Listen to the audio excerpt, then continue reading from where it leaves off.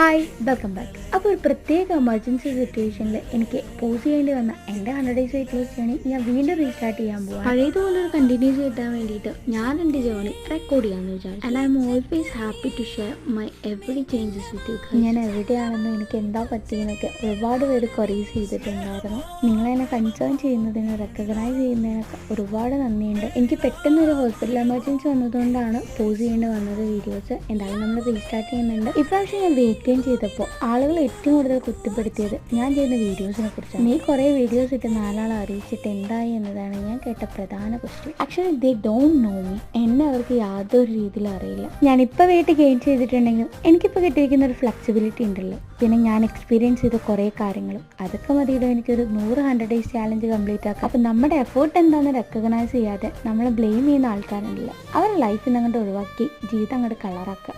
അപ്പം ഇന്നത്രയേ ഉള്ളൂ. Okay bye.